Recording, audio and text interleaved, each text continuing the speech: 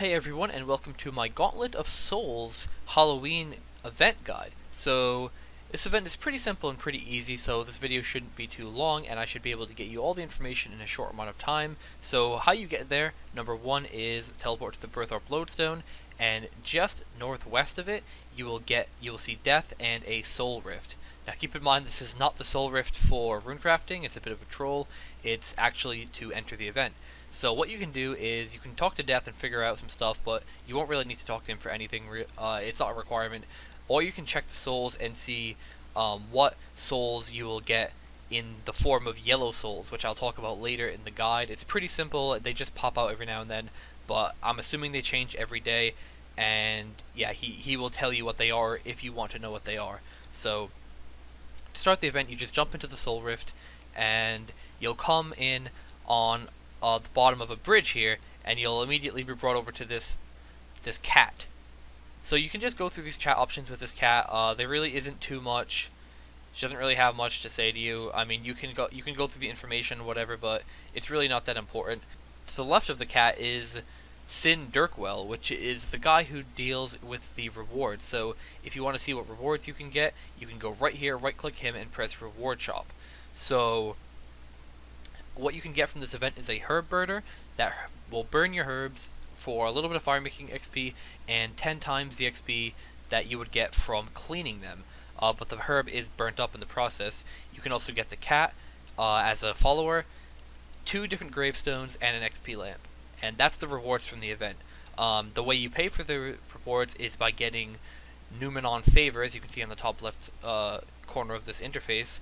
And another way you can get, other than doing the event itself, throughout RuneScape, you will get these little souls that pop up, and you can capture them while you're skilling or whatever. Sometimes they'll pop up and you'll get a little face, and you can bring them to Sin Dirkwell and hand in spirits, and he will give you 100 Numenon favor for each soul you have, which really isn't that much in the grand scheme of things, but it does add up if you're skilling and you get like 10 or 15 of them. So anyway, in order to do the actual event, what you're going to want to do is head down the stairs, and there's 2 different areas you can go to. You can either go down to the jetties on either side of the bridge, or you can go across the bridge. The first thing you're going to want to do is go down the stairs and embark on the jetties.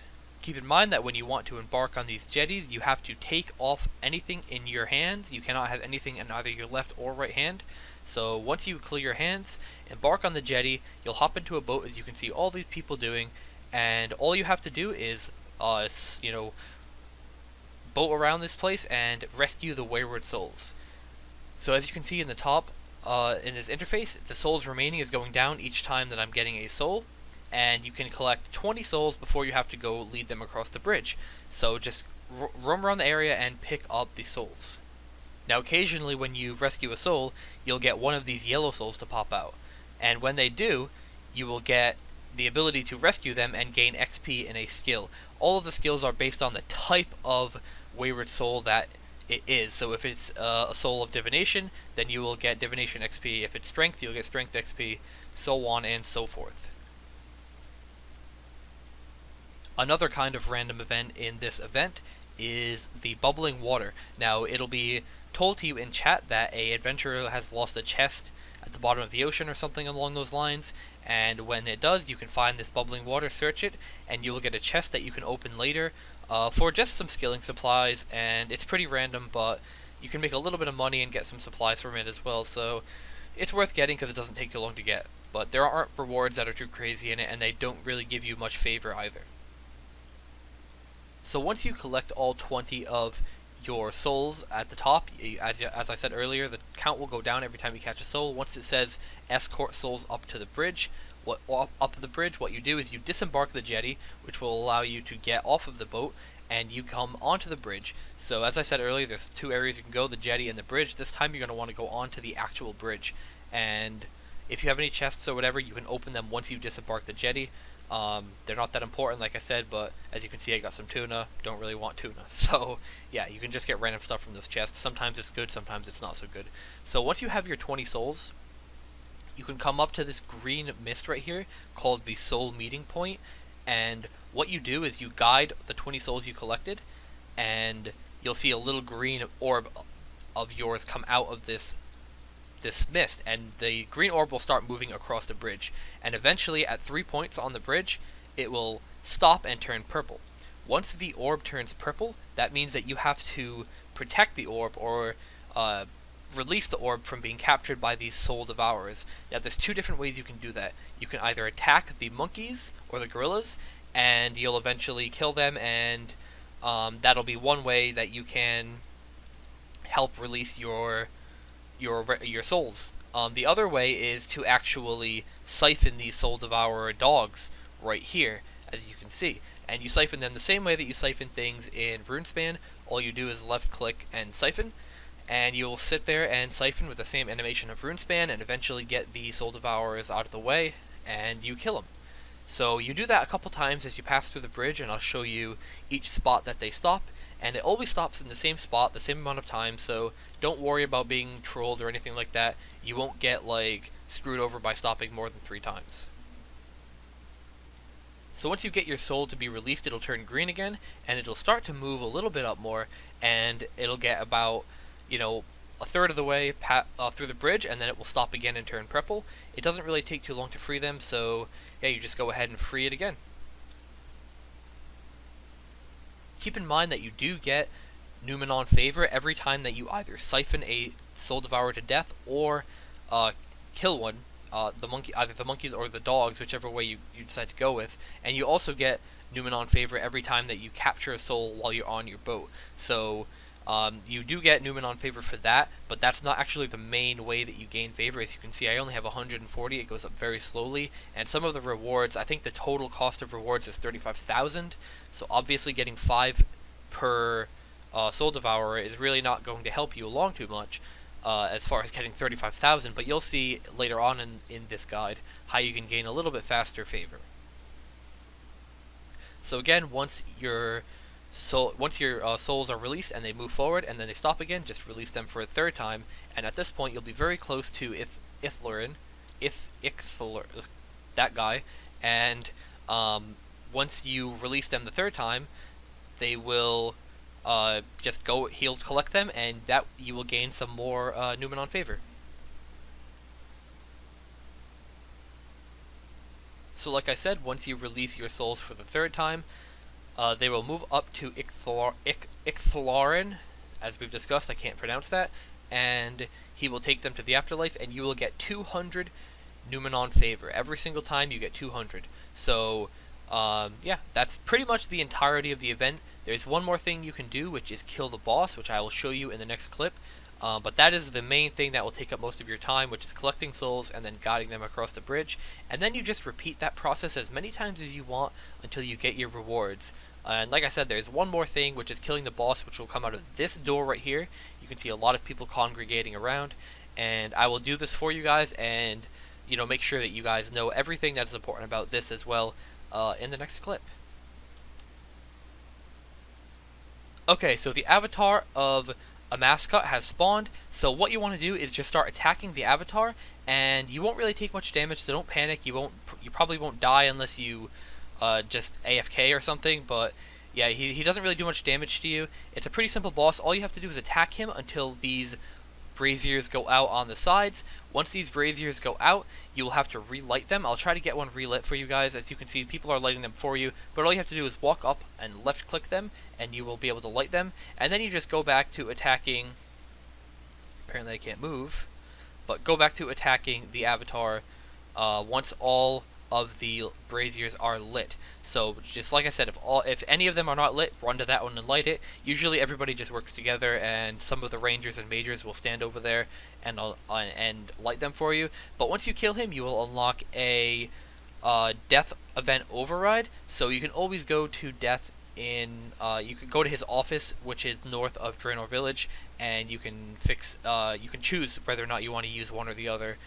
And yeah, that's pretty much how you do the boss. It's really easy. It's very, very simple. I'll try to get another clip in here for you guys to show you how to do it again, because that one was relatively quick, but it's pretty simple. You basically just attack the boss, light the braziers on the outside, and then continue to attack the boss and repeat until it dies. And you really shouldn't take much health, and if you do, everybody always uses a healing spell, so you really don't have to worry about much as far as dying.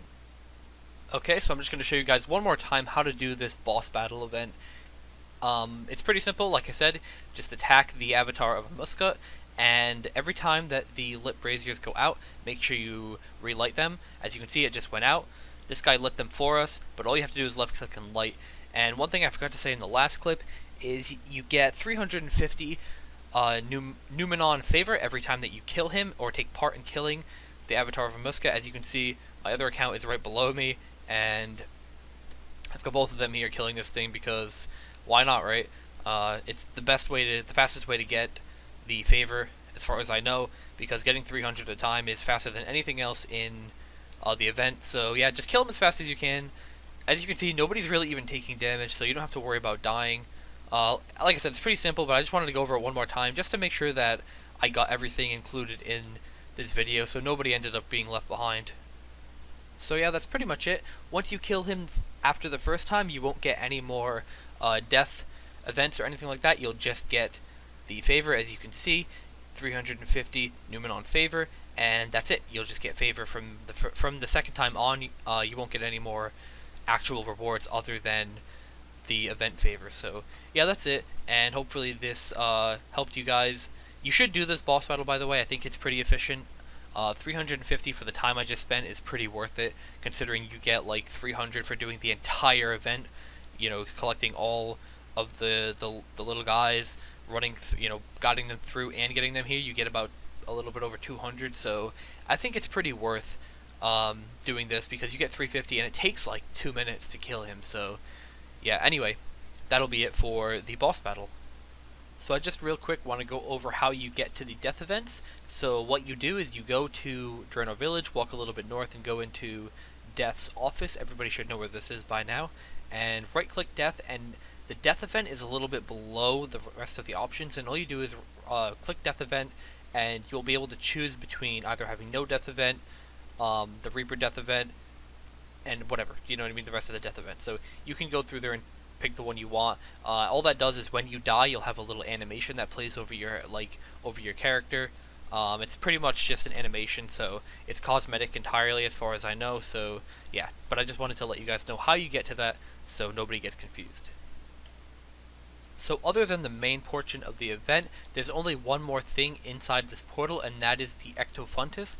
And it is the same as the one in Port Phasmatis, except the hopper is right by the Ectofuntus, and there is a pile of ectoplasm. As you can see, I dropped a bunch on the floor, but there is a pile of slime over here, which is the same as the slime that is in Port Phasmatis. The only thing is that this slime, you don't actually have to bring a bucket to use. You just left click and select the slime, and as you can see, it gives you a bucket full of slime, and you don't need to bring a bucket with you.